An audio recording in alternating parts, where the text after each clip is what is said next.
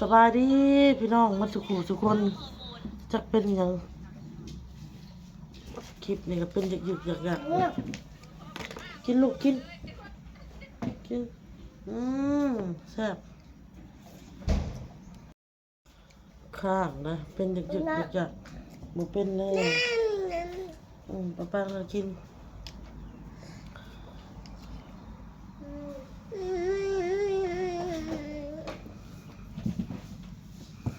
เด็กที่เมฆต่างโง่มีบนพ้นตุก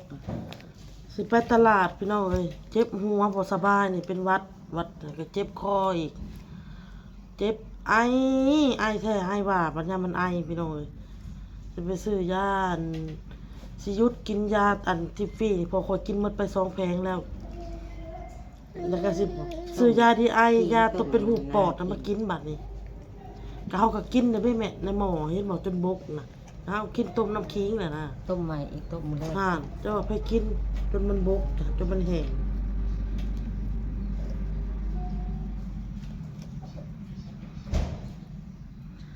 เที่ยวขายแต่ตู้เย็นมันยังไม่ได้ขายของผักผ่อนมันยังเมื่อยพี่น้องเลยเป็นเปียกต้นกระโตคือมีคนตีนี่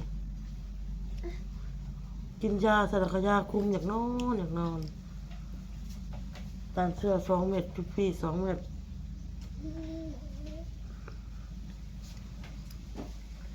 ก็เลยลูกห้ามน้ำอำนาจไปตะลุมตลาดซื้อเครื่องมาไว้เตรียมขายมื้ออื่นพี่น้องเลยลูกสอบลูกสิ้นก็ไปเอามาโทรนัดกับเพิ่นแล้ว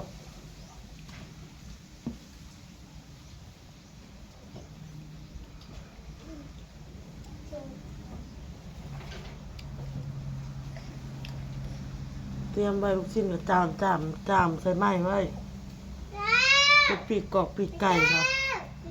มาลวกมักเมี่ยงพี่น้องเลยขี้ไก่เลยน้องคิดไปคิดมาก็บ่อยากทอดน้องอ้นน่ะอยากปิ้งน้องพี่น้องเนาะซื้อเต้าอีกเตากับเพแน่พี่ยังกับจักพี่สังเป็นพี่สังโตกับบ่สบายแน่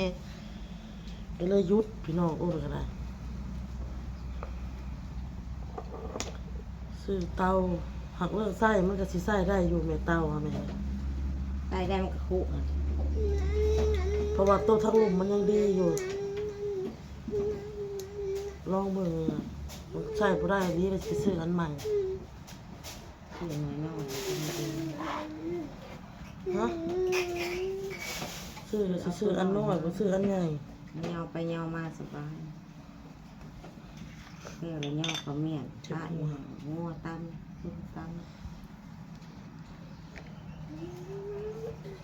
งอลงไว้หลุมนะไม่เนาะย่อกับเป้าโต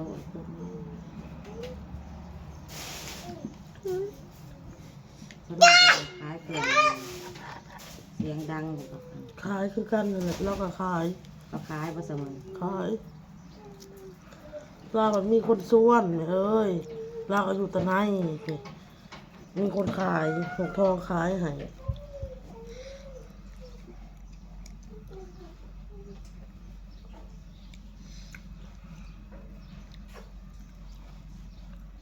แนมเบิ่งในกล้องกับแนมเบิ่งในแบรนด์คนละอย่างเลยไหมแนมเบิ่งในโทรศัพท์คือว่าหนาขาวใสแนมเบิ่งอยู่ในอันนี้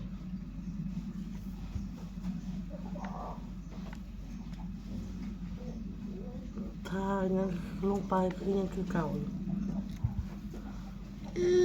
แป้งบริมีนะไปซื้อมาทาครีมอันนี้แหละพี่น้องนี่ครีมป๊อปอันนี้แหละบางคนเขาเอาไปใส่ขี้แห่แล้วเขามาทาหน้าขี้แห่ก่อนใส่ขี้แห่ทาหน้าพร้อม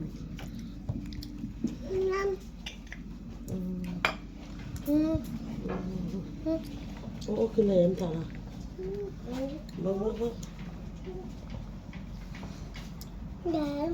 ตัวอันป้าแม่โซ่ป้าแก้มจะดู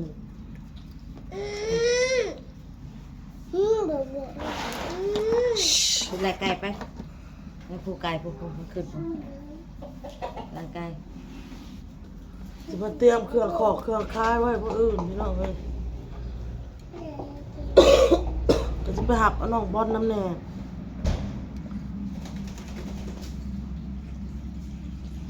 บอกเอาโตมันนอนเว้นอยู่ นอนมันน้ำ2 เต้า เนาะ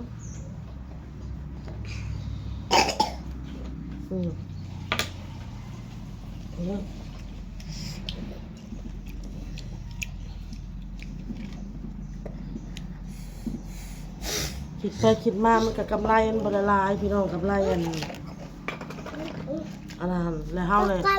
อยากรูปทอดเรื่องแป้งทอดทานกับน้ำมันลงอยากปิ้งเอานะบ่อยากทอดแบบปิ้งบ่ต้องเฮ็ดไฟแห้งเฮามันถึงงามพี่น้องเอาปิ้งไฟแห้งใหม่มันดำมันขี้ร้ายเนาะ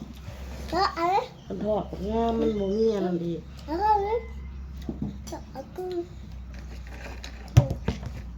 มันดูแม่พ่อบอกออโต้อยากกินบ่ให้กิน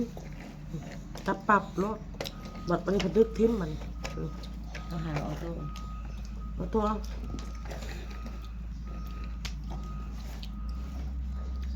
มันก็เป็นตาซีกันติดนอนคน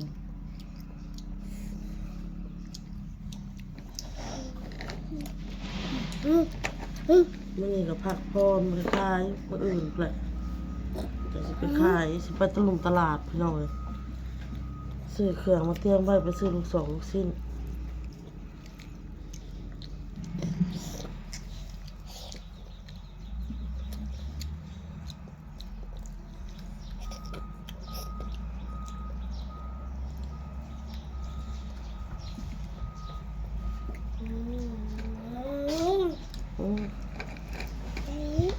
เฮ็ดใส่อ้ายเฮ็ดใส่อ้าย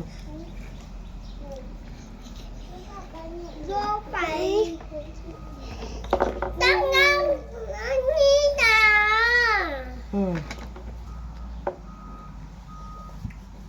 ตาโต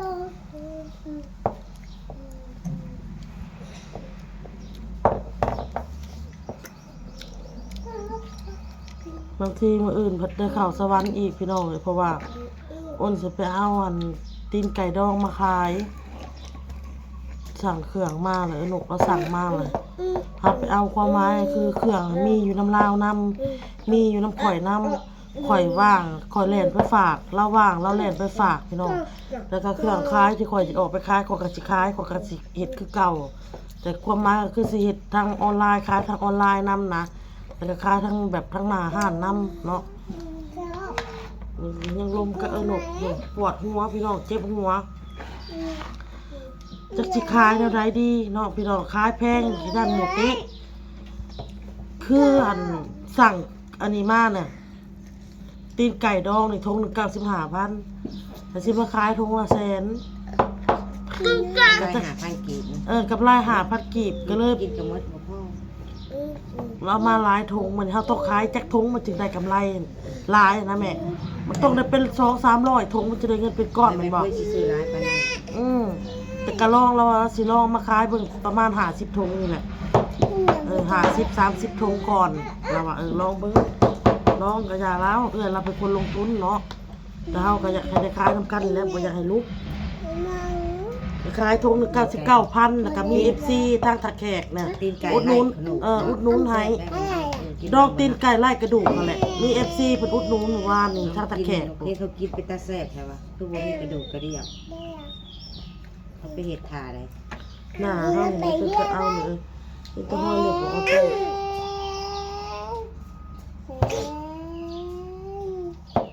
ตาจ้ะใจยังใจยังตามาไป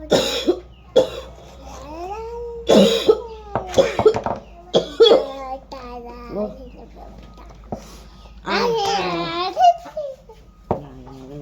ย่าดื้อไปลินบนใหม่ไปลินอยู่ห่มข้างบ้านเขาไปไหม การสิถ่ายตัวเองดีตัวเองเศร้าจังเฮ็ดนี่มันคือสิบ่ได้หรอกพี่น้องเอ้ยมีแต่ว่าเฮากินยาไปนำนั่นแหละกลัวตัวเองไปนำแล้วมันหักดีเองไข้หวัดนี่นะ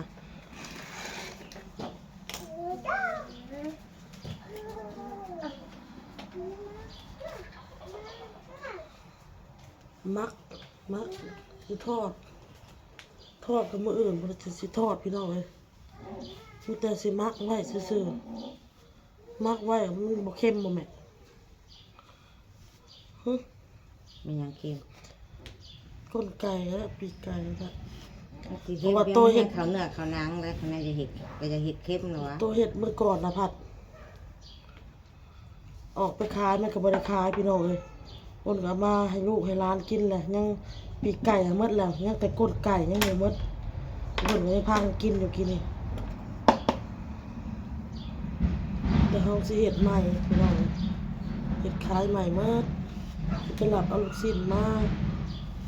ไปซื้อตัวไก่ปีกไก่มาสมปลาก็สิเอามามื้ออื่นเดี๋ยวสิโทรวันแจ้งแล้วไว้สมปล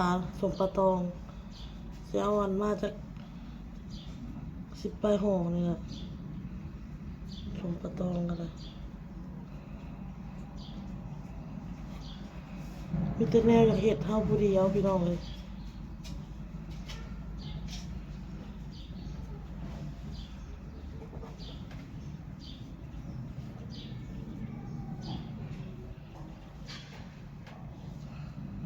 ได้ตัวใดก็เอาลองเฮ็ดเบิ่งขายแพงหลายเฮาก็เผื่อลูกค้าบางทีเพิ่นก็อยากลอง แพ็คกักเครื่องก็หมดนะ แบบสักเครื่องบ่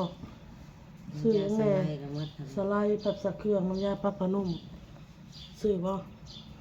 ซื้อนะไม่ใช่ นี่ยังแน่หมดเครื่องใส่เฮาน้ำตาลไปนัวบ่แม่ น้ำตาลก็ยังเป็นนัวก็ยัง ยังบ่ได้บ่ได้ซื้อเพราะเขาสิ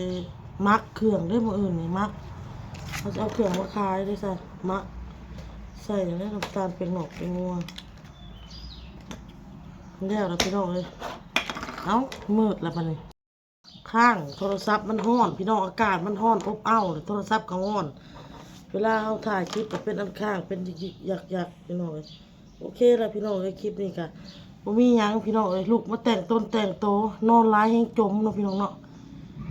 อันประเภทเป็นหวัดเป็นไอนี่เฮานอนแฮงจมกระตนกระโต